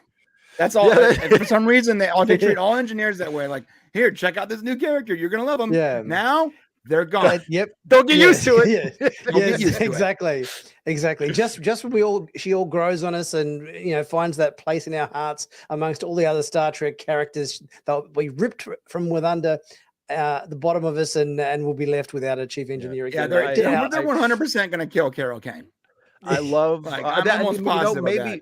Maybe that will be one of the running jokes of this series, that for He's as long as it killing runs, engineers. there'll be a new engineer like every season. Every that they kill off. season. Because until we get to Scotty. Yeah, like Scotty. Scotty will come aboard like in the last 5 minutes of the last episode, and Captain Pike will be like, "Hey, good luck," we I saw have to that. meet Though. some Remember, trainees. we got his voice in the last episode of last. That's true. Yes. Yeah, Last that's season. true. So he was there. But yeah, and the thing I love about the Carol Kane character, Pelia, is like they've kind of set her up as she's been alive for so long and she's so bored at this point that she's basically up for whatever. Like She's making stuff for museums. as long isn't as she? it's fun, as long Yeah. as it's interesting, like right. let's do it. Let's great. And I love that quality about I it. sort of get that though. Like after 3,000 years, like at what point are you just need to do something different? Exactly. I Like, get I'm bored after everything a in few life hours. Yeah. Yeah, no, I think she'll end up being a good character. Like I get a good vibe. I mean, all the other shows that she's always been in, from Taxi to Unbreakable Kimmy Schmidt and everything. I mean, she always plays the same sort of character, Princess even though there's Bride. obviously Princess a little Bride, bit of yeah. Princess Bride. Yes, right, yeah. Yes. I'm your wife. They're always kind of in the same sort of ballpark, but they're always highly entertaining. So yeah, I hope she, I mean, Hemmer made it to 8 or 9 episodes, so I guess we'll see if she, He made. I assume she'll make it most of the way through the season before they bump her off. Yeah. No, they're going to kill her I off think for she's a good sure. addition. We might get 2 seasons with her, maybe tops. There's no way she survives through this ordeal. I'm sorry, but I don't see it happening, because they have to eventually get to Scotty, or they don't. Maybe we're in an altered timeline and there is no Scotty, which I think will make people nuts. People will lose their minds. Like, Steve, if you want to be a contrarian, that's the way you do it right there. Honestly, I was just when gonna there's say, no if I Scotty, were- you come out and be like, Scotty sucked. I would just say no. Make a video if I that were- Scotty sucked. if I were Akiva Goldsman, I would be having so much fun with telling people, with doing things in this show that are clearly irreconcilable with Star Trek, the original series, but continually telling people, no, it's literally the same timeline. I would do that every chance I got, just to see their heads explode, because It would be doesn't- like anti-Star Trek. because it's a fictional show. It's fiction. It's all made up. It's all made up. That's what the mirror understand, but universe is and- for. The mirror and universe can I is just for say- this. Can I just say also what a completely unexpected surprise it is that in the 2020s, I can actually say that not only am I a big fan of a project show run and often written by Akiva Goldsman, the screenwriter of 2 of the worst superhero movies ever made. I used to think Which two are you referring to? Batman Forever, Batman and Robin. Oh, And Hey, that's wait, not it. I'm He's sorry, written- Steve. Wait, you don't Yeah, like please. bat nipples, bro? Or bat The touch. bat nipples are probably the most tolerable part of it. I'm like, well, at least Bat that's kind of nipples funny. and a bat But- credit card? Come on, Bat Steve. credit card. It's Why are like you such a contrarian? Those things are amazing. here's the contrarian part of that. I think Batman and Robin is better than Batman Forever. What the?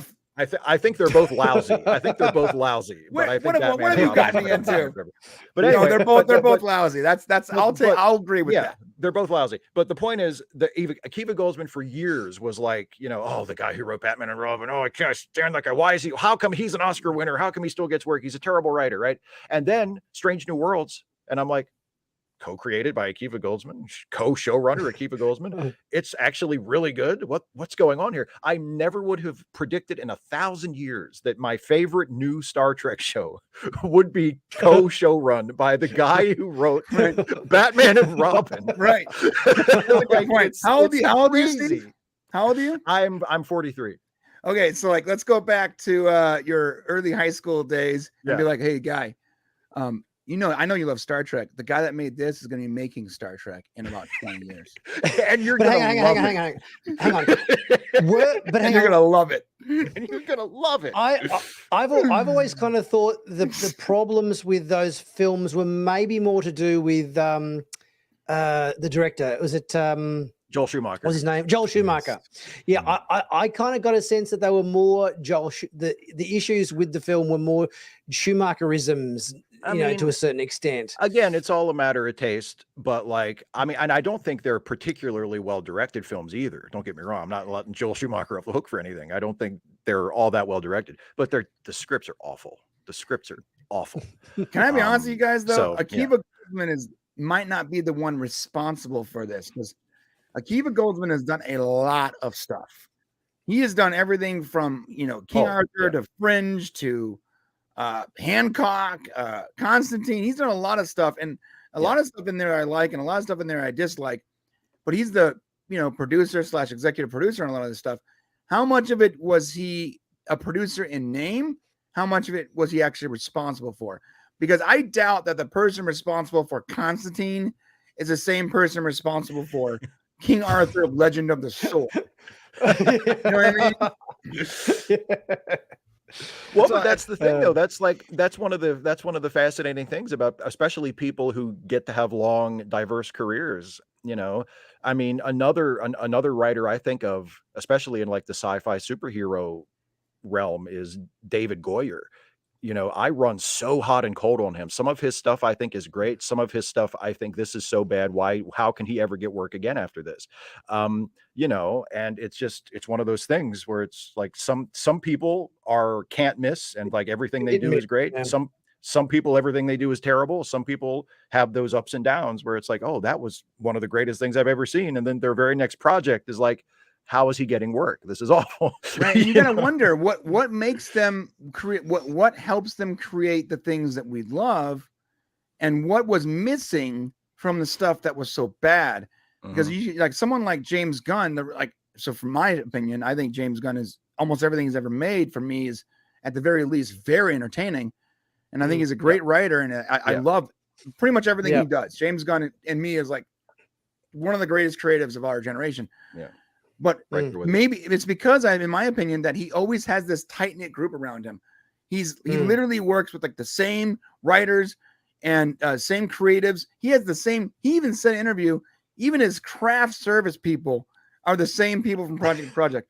He literally takes his team with him. It's not just him. It's what makes him special is that he has the same team that's always been, successful creatively. Meanwhile, I think a lot of people like David Goyer and Akiva Goldsman, they create good stuff and bad stuff. So what's missing? At some point, what was missing? We love the Matrix movies until you get to right around 3 and 4, it starts to get real bad. You're like, why are they still making these? Right. And you look at some point, the two people that were responsible for it, one of them left, and only one was doing it, and it was on record. The fourth one, right. So you go, okay, so why was it so bad? Well, maybe there was a piece missing from that creative team. Maybe they're really good. They're not good by themselves. Maybe they require, I need my brother to accomplish my podcast videos. I can't do it without him. I'm one half of that, Yeah.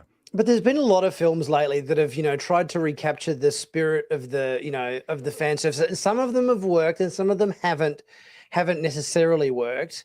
And I think one of those that has come out recently This is a good segue. Yes, is I can this sense one. it too. I can feel Yeah, it. Yeah. it was just coming through. This is good. Yeah.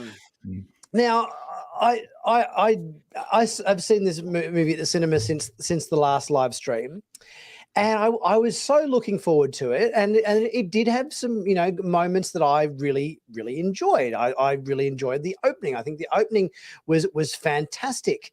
The whole de-aged Indiana Jones doing the whole chase on the train with the Nazis and everything. That to me felt like it was typical Indiana Jones adventure. That was good stuff. But then obviously we got to the main part of the film, which had Indiana Jones not living in his very nice Connecticut mansion and everything. He's living in a shitty little grubby New York apartment, and he's living in his underwear, swearing at the teenagers down the hall and telling them to keep it down. It's like, is this the Indiana Jones I remember? It's like, I'm not sure. It is, and I know that Harrison Ford wanted to take the character in directions that we hadn't necessarily seen before, but there was a lot of things I felt about the film that just were kind of a bit pointless. Like, the Sulla obviously was in it, but didn't add anything to the story. Antonio Banderas popped up in it, but didn't add anything to the story. Right. They had the black CIA chick who felt like she was sort of just there to kind of tick the diversity box. There was no life-threatening traps. There was no he used his whip once in that scene with the Moroccan mercenaries in the Thingo. Never used it again. He didn't shoot a gun until the last act of the film, and then within like 20 seconds of shooting a gun for the first time, he's shot himself and incapacitated for the rest of the film, and getting dragged around by the baddies for the rest of the movie. I was so hoping this movie was going to be better than Crystal Skull, but I think I honestly felt there was more moments in Crystal Skull, as cheesy as there were bits with him being nuked in the fridge and prairie dogs popping up and Shia LaBeouf being swinging around with monkeys and everything. Yes, they were cheesy, but at least in Crystal Skull, we saw Indiana Jones being Indiana Jones. What do you guys think? What's your take on that? Let me quickly add to that. So you said Antonio Banderas didn't really add anything to the story. The black CIA chick didn't add anything to the story. None of the characters added anything to the story. I would argue, I don't think Indiana Jones added anything to the story. No, I'm serious. Like, I don't think the character that Harrison Ford played really had anything to do with the story. Consider this. He wasn't the one who found the device. The one thing he did was he connected Phoebe Waller-Bridge's character to the device. But from there, it was Phoebe Waller-Bridge versus neo-Nazis and the time device. Indiana Jones was just along for the ride. He didn't add anything to it. He didn't really change the story whatsoever. Once he gave her that the part of that device, from there on, he was a passenger. He was a passenger even when she knocked him out and took him back to their time, which we are still, I'm not 100% sure how they accomplished that. They just left that bit out. We just won't show that. It's that typical, you remember that Stargate episode where they were, it was like the 100th episode where they're talking about what they can do for a fictional TV show. And they're like, well, what if we have the team running toward the gate and they see all these Jaffa and this massive army between us and the gate. And then we just cut to them coming through the gate. And they're like, that was a close one, huh? I'm like, well, what happened? That's a TV trope, right? They did that in the $300 million movie where they just sort of cut to the end and said, good luck, everyone. That's really crazy to me. At first I was like, this movie was better. I thought this movie was better than Crystal Skull. I saw it a second time and I was like, you know what? Actually, it wasn't. Crystal Skull had cheesy, cringy moments, but it was more Indiana Jones. Much more Indiana Jones. More of the actual character. The reason we're going to see the movie was in that movie. And I didn't like the fact they didn't commit to the alien bit. Like, look, I get it. Steven Spielberg doesn't want to do aliens. He's tired of aliens. So George Lucas got him to be like, what about interdimensional beings? Look, same effing thing. Just call them aliens, guys. Technically, they're not aliens, Steven. I get it. Technically, they're not aliens. They should just commit to the alien bit. There's a lot of criticisms of that movie, but watching it after with this, I'm like, Kingdom of the Crystal Skull wasn't that bad. Yeah. That's how I bad think this people movie will was. look on it. People will look on it with a different light now. Yes, Right. absolutely. David, what And were now your, I miss your thoughts? I miss Oh, Shia yeah. LaBeouf's character. I'm like, man, they killed him off screen. He just died in Vietnam like a Yes. punk. That's crazy. Yeah. Look, I thought there were some tender moments with, particularly, I guess, it was good to see Marion, at the end of it. That was the like, best at part of the film. end Yeah. it, Yeah. I mean, I actually I got emotional with that part. Yeah. Same. And it was because it sort of just takes you back to Raiders of the Lost Ark, where they kind of almost paraphrase the scene, if that's the right word for it. Yeah. But look, I think it was an adventure too far. It was nice to see the character, but I think we're seeing Indiana Jones sort of phasing out. If they were going to do that with him, they really need to have a strong successor that's going to take the load up, and then that goes into something else. Whereas this is kind of like, this is the last hurrah. It's not going to go anywhere after this. And it just felt like a bit of a fizzer to me. It was kind of nice to see, as I said, but it didn't really hit the mark. And I think the stakes weren't there, like they have been in other films. Well, they weren't as prevalent. There was no, when you say there was no stakes there, it's like there was not one life-threatening trap. Like there was one moment where they had to solve some puzzle and the water thing dropped out and they slid down a bit of a water slide, but there was never any imminent threat of death, in these moments. And I also think that to a certain extent, the Helena character was a bit of a jerk. Like she was not a particularly likable character. She was a bit of a, obviously a capitalist and trying to, make a quick buck out of selling the artifacts and everything. But having her like, please explain to me what the point was of having her ex-fiance or whatever chase them around in Morocco that had nothing to do with the rest of the plot whatsoever. Completely pointless. It was to show that Phoebe Waller-Bridge was like Indy, where she was also a womanizer, but to the opposite of that, whatever. Like she also had game. It was just so silly. That whole thing, they tried to make the character like a version of Indiana Jones, when in reality, they should have just made her own character. They didn't have to make her like, well, she's a scoundrel like Indy is. Well, first off, I don't know if Indiana Jones is actually a scoundrel. I think he's Han not Solo Han is a Solo. scoundrel. Right, Yeah. right. But he's not Han Solo. He is actually a noble character who went out of his way to find these artifacts. That whole capitalism bit was so disrespectful because she steals artifacts and this person steals them, and then you stole them. Well, no, and he didn't steal. I'm sorry, I'm about to curse.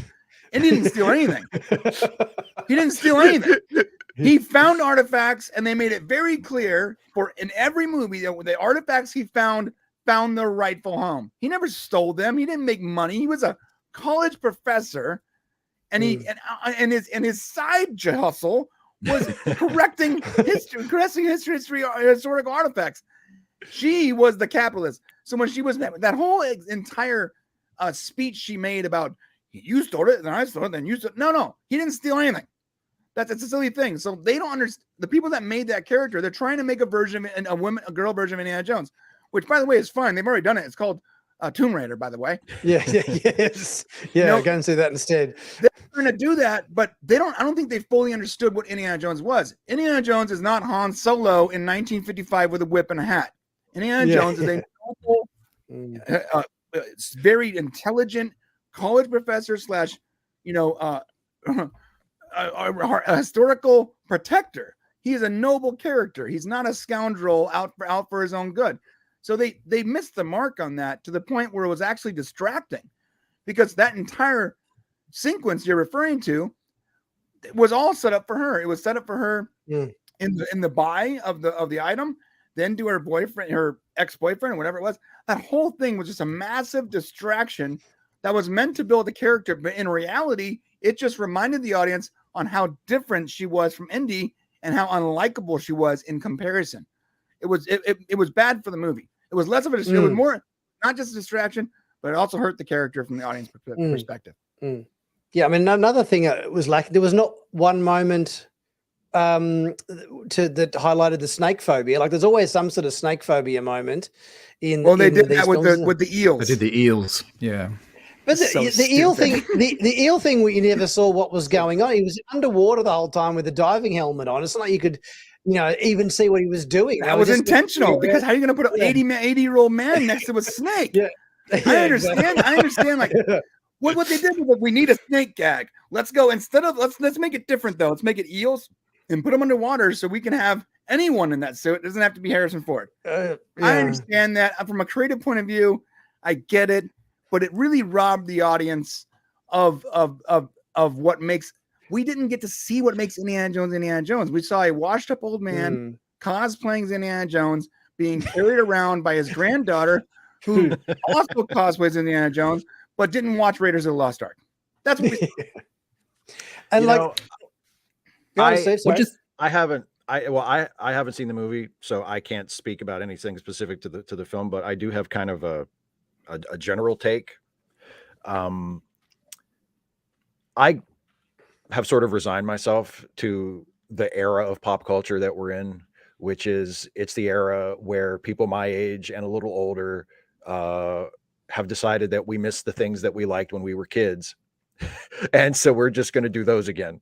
And if the people who were in those are still around and still willing to reprise those roles, then, you know, that's what we'll do. And Star Trek has done that, and Star Wars has done that, and now Indiana Jones has done that. And, you know, it hasn't all been terrible, but some of it has been not so great. And I don't know if like the general trend doesn't really inspire me. I'm kind of hoping that we're coming to the end of it, you know. It's sort of like the pop culture equivalent of like the parent forcing the kids in the car to listen to the music they liked, you know, when they were young. I still do that to my kids. And the kids are like, "Oh, Dad, please," you know. I'm like, "It's Bruce Springsteen. It's good. It's Kansas, you know, Wayward Son, the best thing.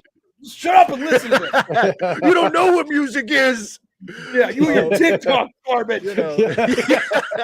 But you know, it is what it is, and there's always that tension between the artistic side and the commercial side. And of course, it's Indiana Jones, and Harrison Ford wanted to do another one, so there was no way the movie wasn't going to happen at some point. Like, even when Spielberg said, "I'm not going to do it," you know, it's like that's not going to be enough to kill it. They're going to get. And like I said, I haven't seen the movie. James Mangold is a great director. You know, he's a fantastic director. Yeah. I love his movies are fantastic. So I was actually he's a really solid director. I had a really high expectation coming into this, but I have that seen made it worse. I had the same expectation. Knowing that it was a talented director. Exactly, this should be good. You know. Yeah, that means it was all in a story. But I mean, there's always the tendency to go back to the well, to revisit it, to go like, "Oh, we can go back one more time," you know? And like with something like Indiana Jones has done it twice, because Indiana Jones had the perfect ending with Last Crusade. Yep. Oh, perfect. They literally rode off into the sunset. They rode off into the sunset. You cannot get better than that. All right, wrap it up, boys. We're done. And that's the thing. And that's the thing. And so it's not, my philosophy on it isn't that, well, you can't ever undo an ending, but it's a really bad idea as a rule. And if you are going to say we've caught lightning in a bottle, we have given these characters the perfect ending, we're going to go back and tell you another story about them, you better have a really good story. Really good. It had better be really, I mean, it had better be worth sacrificing that perfect ending. And Crystal Skull wasn't it. You know, I mean, I was not as down on Crystal Skull as a lot of people. I thought it was a crummy movie, but I wasn't like, you know, ripping my shirt open about like, I can't believe they did this to Indiana Jones. It was just kind of a crummy movie. Like I didn't think it was, Whipping himself. Well, and I was like, you know, go and watch Dial of Destiny, and maybe you won't think it's quite as crummy anymore. When the internet was like tearing itself apart about, you know, 10 years ago when Crystal Skull came out, or 15 years ago when Crystal Skull came out, my first thought was, wow, y'all must have not been Star Trek fans, because like have you never had the experience of someone making a terrible movie? It's like never seen someone make a terrible movie about a thing you love. Like it's like that meme of the guy being hung and he looks next to the other guy. He's first time? Right. Exactly. It's like, no, it's okay. You'll get through this. Like it happens. You'll be fine. It's not all going to be good. It's fine. It's okay. But you know, there is that sense of, oh, now they're going back to the well again, you know, and it's like, oh, okay, well, we kind of screwed up the first good ending with our attempt at the second ending.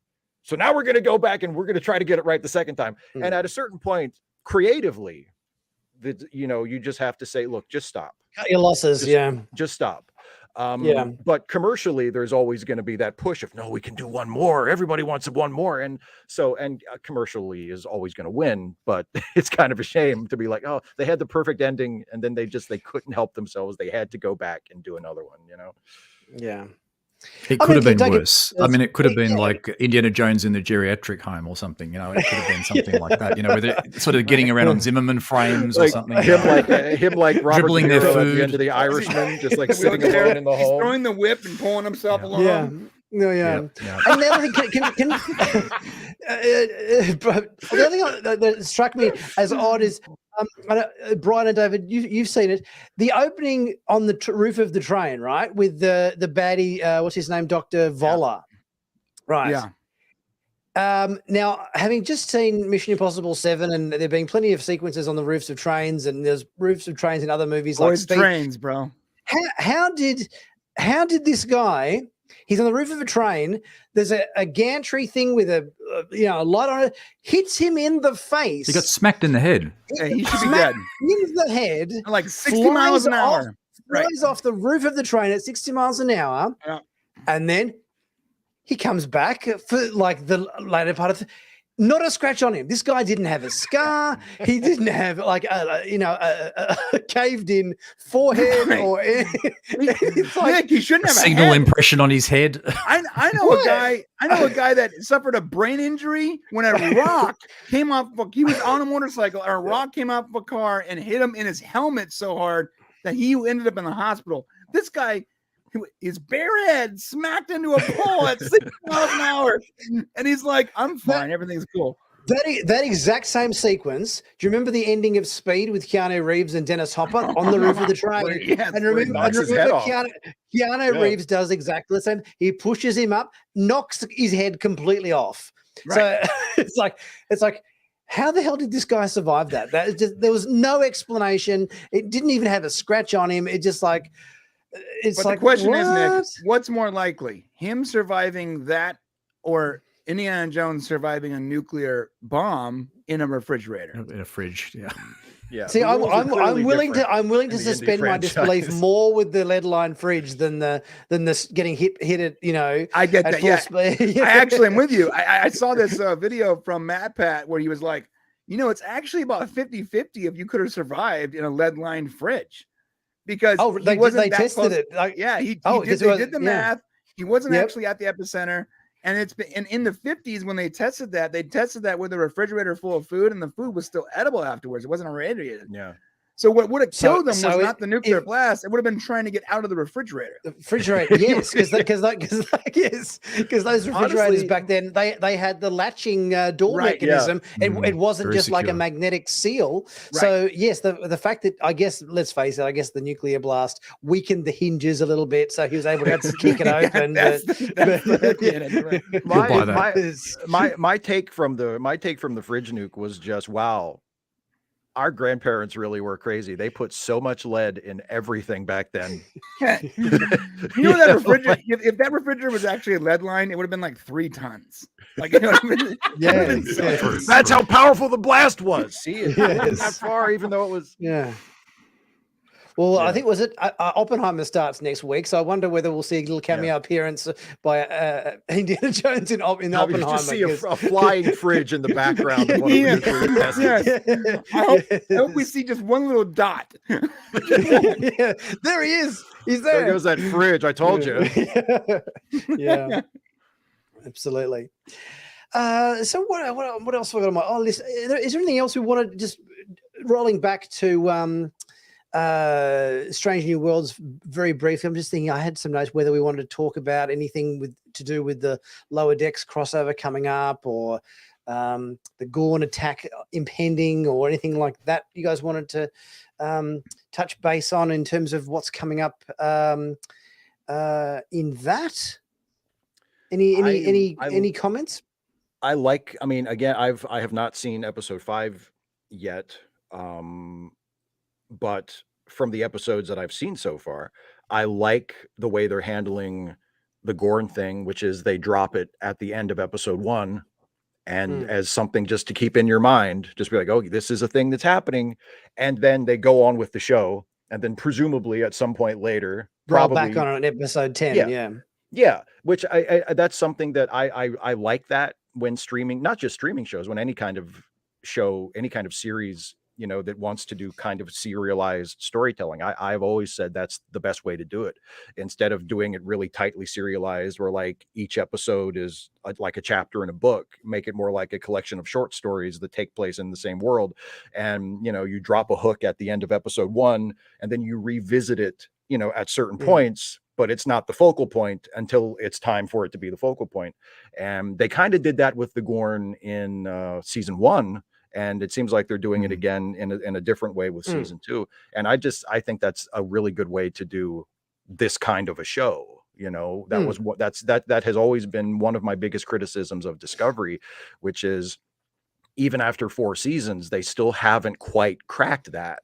You know, there are really good episodes of Discovery, but it always feels like at a certain point they kind of lose the plot of the big season story, and it's like, okay, where are they going with this? Like, you know, and Strange New Worlds hasn't had that problem because it's mostly standalone episodes with carried over elements that tie everything together, but it's not, you know, okay, here's chapter 1, here's chapter 2, here's chapter 3, you know. So I think they've handled that really well so far.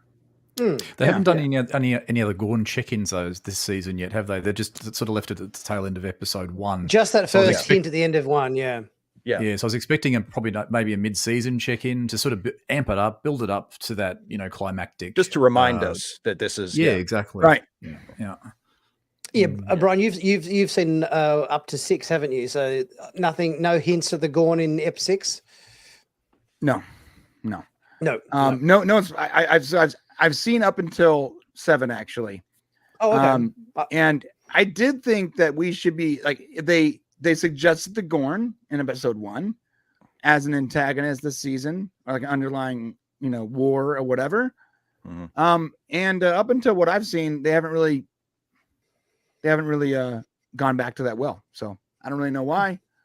I don't like the new Gorn, but if you're going to suggest it in your story, like at some point you got to acknowledge it. It might bother me if they wait until the very end of the season and then leave that as like the teaser for the following season. I think that's sort of cheap. Yeah, I think that would be a mistake. I mean, one of the things I liked about last season was that the cliffhanger was a character bit about what's going to happen with number 1. The actual story was pretty much resolved. Right.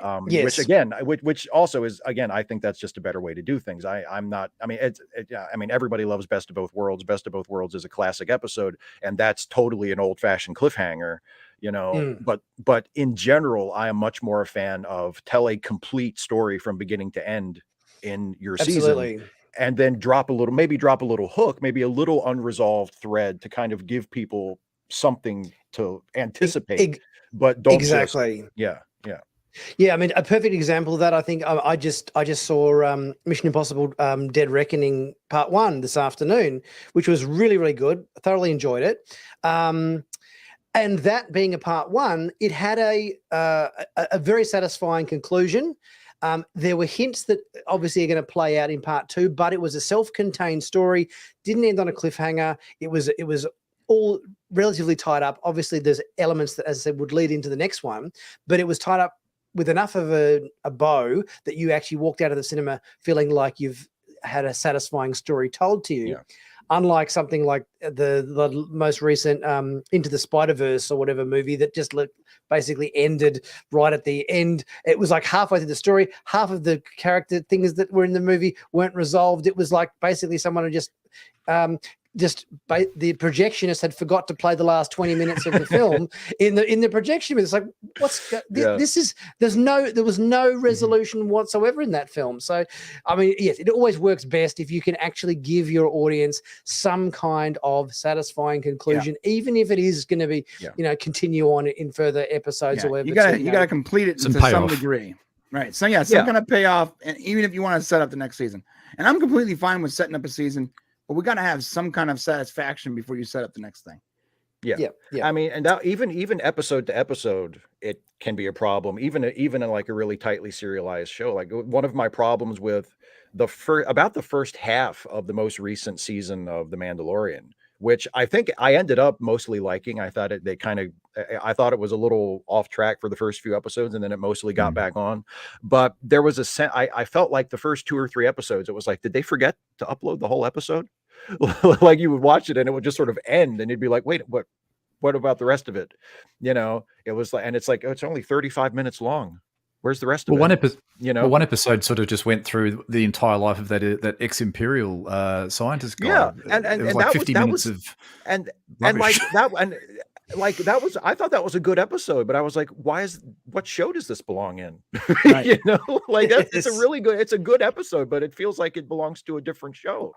So even that, like, it's important to tell, a story with a beginning and an end that feels like it has a conclusion in the episode, and then have something that can carry over into episode 2, so you have that ongoing story. But you can't just, I mean, even some people say like, well, if you wait till everything's out and then you can binge the whole season, then it's not as noticeable. But I mean, I kind of disagree with that. I feel like if the format you're telling your story in is one 60-minute episode at a time, then each episode needs to be worth watching in its own right. Not just, okay, we'll sit through 5 or 6 of these and then it'll get good. Yes. Be consistent. Yeah, absolutely. Well, we've been talking for almost 2 hours here, so probably time. I've sort of exhausted my sort of list of mostly talking points. So I think Brian, you've got another. You've got to head off to pretty soon. or something. Salty Saturdays starts in a few Salty minutes. And I'll be Saturday. over there. I'm doing shows all worries. day. I did this show, then Salty Saturdays, and then Sport King. I got like 4 shows today, so. That's right. I was gonna briefly quickly mention the upcoming Ahsoka series or whatever.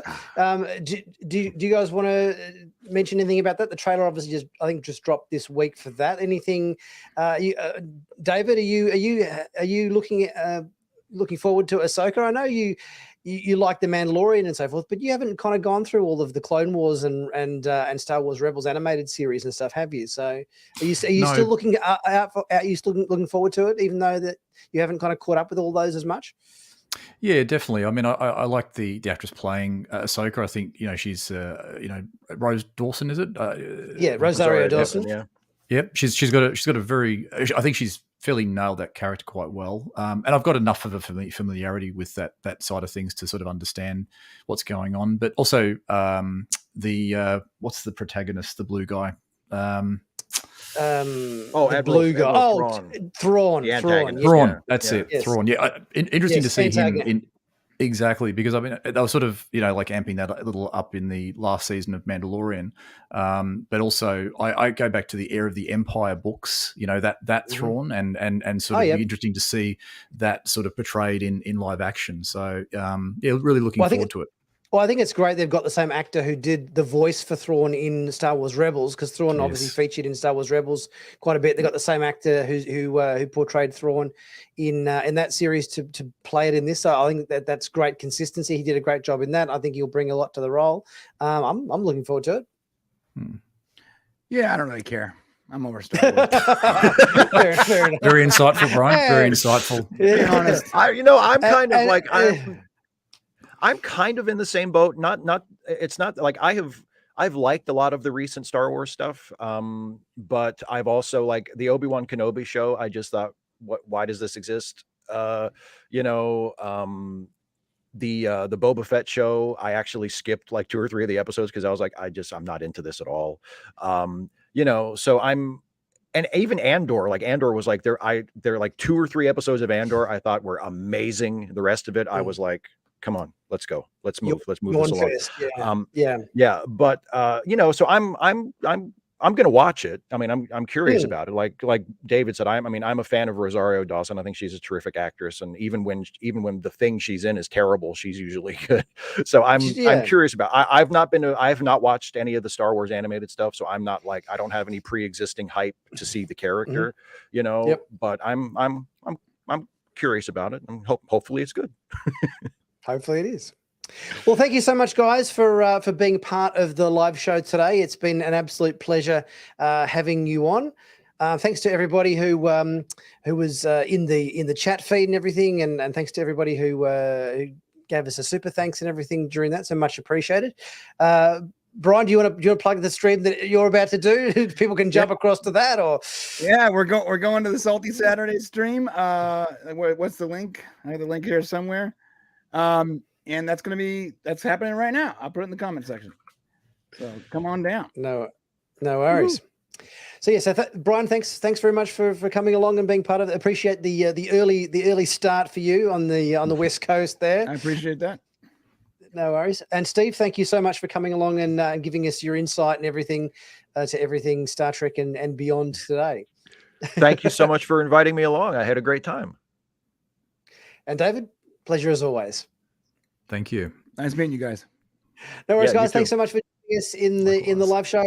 We'll be back again in about 3 weeks' time for another live show. But as always, check out my other videos which are coming out every couple of days. Thanks so much for joining us, and I'll see you next time. 5 seconds. Cheers. Thanks, everyone. Take care, everyone. See ya.